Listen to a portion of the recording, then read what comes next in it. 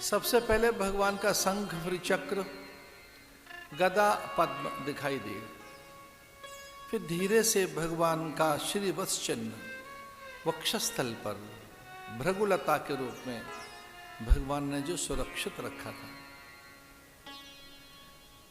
भगवान के चिबुक को, अधरोष्ठ, ऊपर के ओठ, नासिका के दर्शन हुए। सहसा मां का ध्यान नारायण के कपोल पर गया। साहस नहीं जुटाई, नेत्रों में कैसे झांकें। नेत्रों में झांक कर देखा तो कोटि कोटि ब्रह्मांड सर्जक नारायण के दर्शन। मस्तक पर मुकुट है, जगन निवास श्री हरि भगवान नारायण सामने हैं। स्तुति करने लगी, वंदन प्रणाम करने लगी और ये भी कहने लगी कि अपना रूप बदल लीजिए, कीजिए शिशु लीला अति प्रियशीला। अब शिशु बन जाएं, अब नारायण हैं, पुत्र के रूप में हमने आपको चाहा है। हे परमात्मा, पुत्र चाहिए, नारायण नहीं। हे ईश्वर, विष्णु को नहीं मांगा, बेटा मांगा है। आपके रूप में आपको नहीं चाहा, पुत्र की कामना की है। कुछ ऐसा करो, पुत्र बन जाओ। सुने बचन सुजाना, रोदन ठाना, हुई बालक सुर भूपा। भगवान रोदन करने लगे। सुने बचन सुजाना, रोदन ठाना, प्रमोदन करने लगे। रोदन का समाचार सुना तो अनुचरियां, दासियां रोक नहीं पाई, थाल बजाने लगी, शंख बजाने लगी, घंट घड़ियाल बजाने लगी, शहनाई बजाने लगी और वो नर्तन करने लगी, झूमने लगी, गाने लगी और आनंदित होकर, प्रमुदित होकर पूरे आंगन में एक दूसरे को गुलाल लगाने लगे। परस्पर यों गीत गाते हुए, मंगलाचरण करते हुए दशरथ को घेर लिया। चारों ओर से अनुचरियों ने, दासियों ने, ब्राह्मण कन्याओं ने, ऋषि पत्नियों ने आशीष देने लगी और दशरथ की प्रसन्नता का पारावार नहीं। दशरथ पुत्र जन्म सुनिकाना, मानव ब्रह्मा नंद समान। जब पुत्र के समाचार हुए, दशरथ पुत्र जन्म सुनिकाना, मानव ब्रह्मानंद समाना। आनंद में डूब गए दशरथ, दोनों हाथों से रत्न लुटाने लगे। उन्हें ध्यान नहीं रहा कौन योग्य अयोग्य, कितना पात्र अपात्र, किसको कितना देना, कम देना, क्या व्यवहार करें। वो तो ऐसे उलीचने लगे। राजा दशरथ जी के द्वार नौबत बाज रही। राजा दशरथ जी के द्वार नौबत बाज रही। बाज रही नौबत, बाज रही रे, बाज रही नौबत, बाज रही रे। दशरथ जी के द्वार नौबत बाज रही। राजा दशरथ जी के द्वार नौबत बाज रही।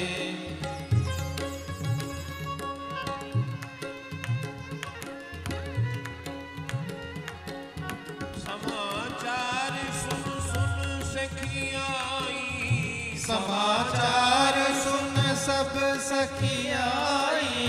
समाचार सुन सुन सखियाँ आई। समाचार सुन सुन सखियाँ आई। ये सहज श्रृंगार नौबत बाज रही।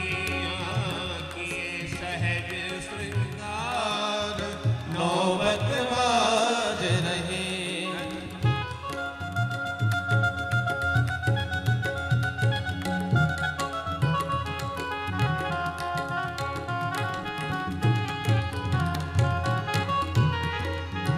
मंगल द्रव्य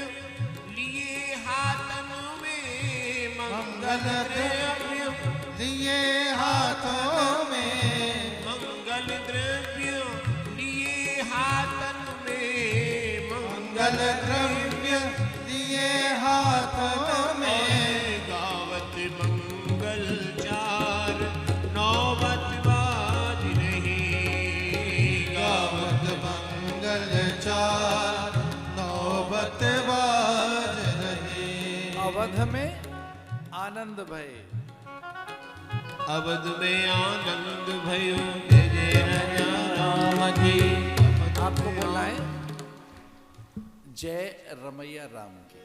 अवध में आनंद भय, जय रमैया राम की, अवध में आनंद भय, जय रमैया राम की।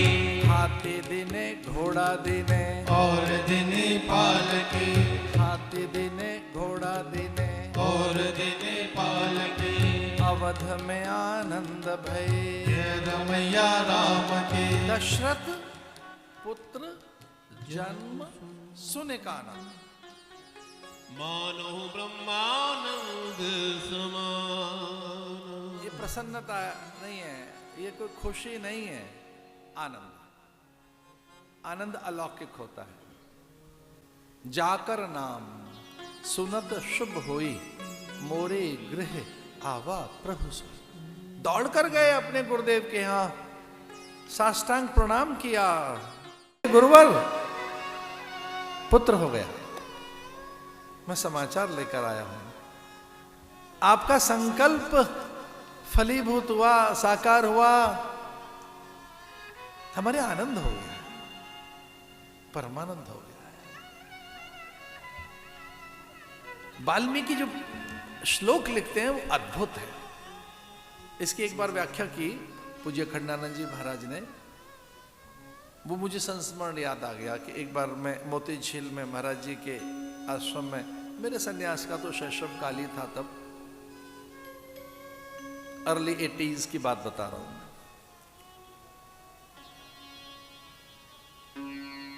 84-85 की बात है। हाँ,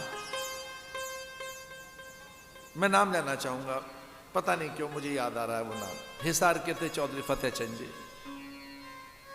मैं कभी कभी उनके यहां रुकता था, सत्संग चलता था। उन्होंने मुझसे कहा कि वृंदावन चलें,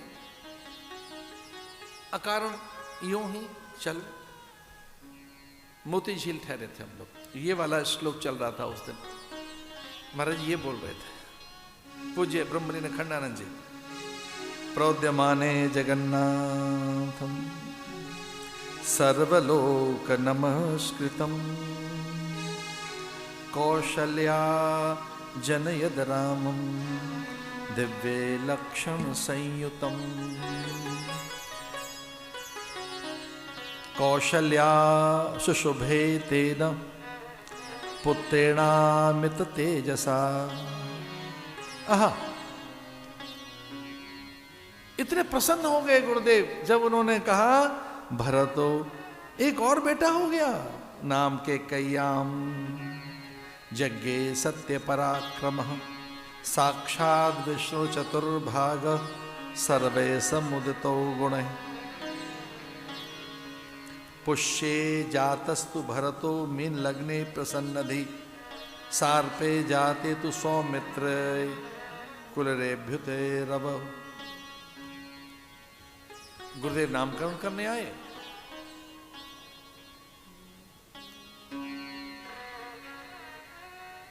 और राम नाम रखा गुरुदेव ने पहले बालक का।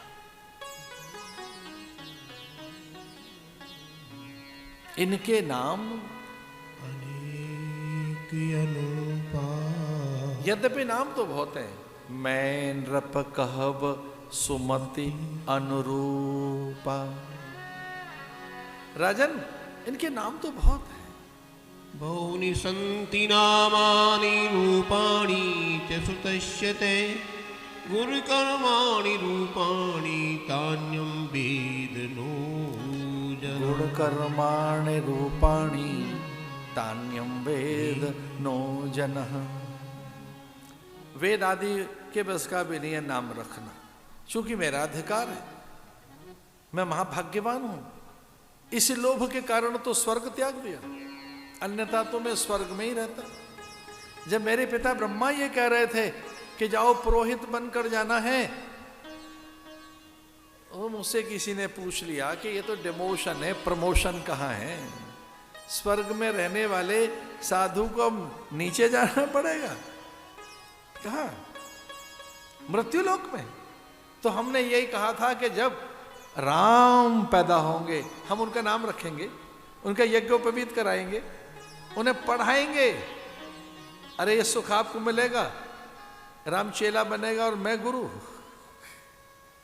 हम परमात्मा को शिष्य बनाकर नीचे बिठाएंगे